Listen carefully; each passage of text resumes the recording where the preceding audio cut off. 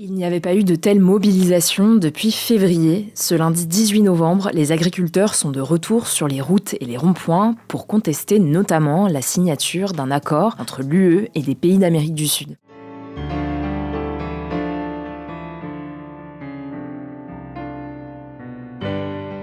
Alors, il y a deux sujets sur les normes. On voit tout un tas de produits qui seraient interdits à la production chez nous. Donc, vous l'avez dit, par exemple, tout un tas de pesticides au Brésil qui sont interdits en France et en Europe de manière générale.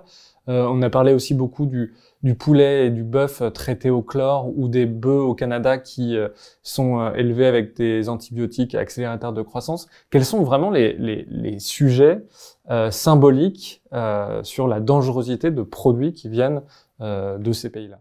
Alors, ce qui est intéressant de savoir, parce que peu de gens le savent, c'est que les règles actuelles autorisent l'entrée sur le territoire européen de denrées agricoles qui ont été traitées avec des pesticides interdits ou de viandes qui ont été produites dans des conditions qui sont interdites dans l'Union européenne. Donc ça, c'est quelque chose qu'il faut savoir. Les accords de libre-échange ne changent rien sur la réglementation. Ce que changent les accords de libre-échange, c'est qu'ils suppriment les droits de douane, donc ils rendent compétitif ce type de produit. Mais actuellement, par exemple, dans l'Union européenne, on importe déjà 240 000 tonnes chaque année de viande bovine des pays du Mercosur. Donc ça existe déjà. Cet accord va supprimer les droits de douane sur 99 000 tonnes supplémentaires. Donc on va avoir en gros 100 000 tonnes de plus de viande qui vont arriver. Si on prend des exemples concrets maintenant, sur la viande bovine par exemple, dans l'Union européenne, vous ne pouvez pas recourir aux farines animales. Au Canada, aux États-Unis, au Brésil, vous avez le droit d'utiliser les farines animales. Nous, on les a interdits depuis la crise de la vache folle. Donc c'est interdit pour les Européens, c'est autorisé sur le continent américain et c'est autorisé pour les importations du coup. Premier point.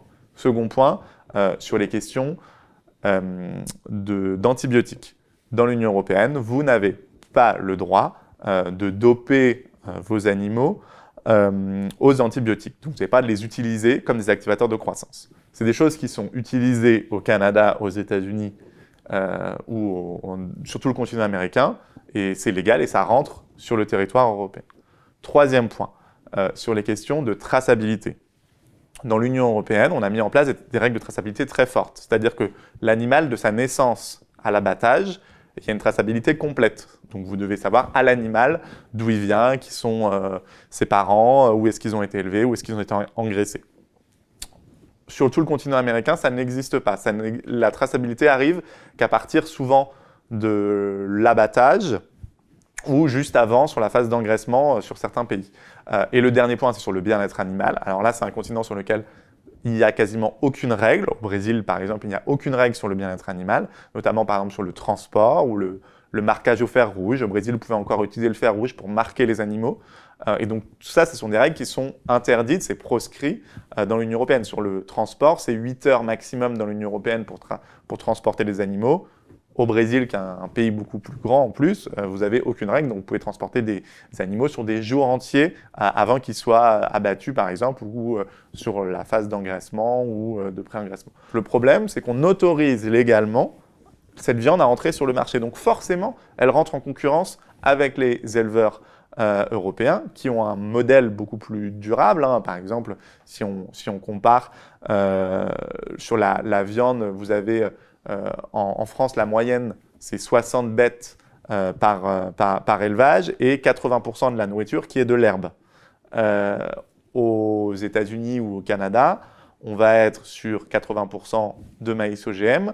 C'est les grands feedlots, là, vous voyez les grandes images, où on est jusqu'à 10 000, voire 15 000, 20 000 animaux par ferme. Donc on n'est pas du tout sur les mêmes rapports. Et en fait, on met en concurrence notre élevage de manière complètement déloyale avec l'élevage qui est fait en Amérique du Nord. Et ça, les Français le savent assez peu, les Européens le savent assez peu. Donc nous, on a des propositions là-dessus. Et c'est notamment de mettre ce qu'on appelle des mesures miroirs, d'avoir un règlement européen sur les mesures miroirs. C'est une proposition qu'on a faite justement avec l'interprofession de la viande bovine, donc Interbev et l'Institut Veblen, qui est de dire prenons un règlement européen sur les produits importés. On impose les mêmes standards de production qu'on impose aux Européens, aux agriculteurs et aux éleveurs européens, qu'aux produits qui rentrent dans l'Union européenne. Et là, ça, c'est du juste échange. Parce que du coup, on va bien voir que la viande française ne sera pas plus chère si elle est actuellement un peu plus chère, tout simplement parce qu'ils n'ont pas les mêmes règles. Et j'interviens parce que c'est très important sur ce point-là. On a des éleveurs en France qui gagnent en moyenne 700 € par mois. C'est leur revenu. Donc en plus, on les met face à une concurrence et on crée de la précarité chez les éleveurs. Donc le juste échange, c'est ça. C'est de pouvoir mettre en place ce type de règlement. Et là, j'ai pris l'exemple de la viande. On pourrait prendre exactement le même exemple sur les pesticides. On interdit des pesticides dans l'Union européenne. Par exemple, sur la lentille, on a interdit le sang choral, et à juste titre, il fallait l'interdire, c'est un produit particulièrement dangereux. En revanche, il est autorisé au Canada, et la lentille canadienne, c'est plus d'un tiers du marché européen. Donc forcément, la lentille canadienne a un avantage comparatif sur la lentille européenne, mais pas parce que les Canadiens sont meilleurs que les Européens, mais parce qu'ils ont le droit d'utiliser des produits qui sont interdits chez nous. Et donc ça, il faut que ça change.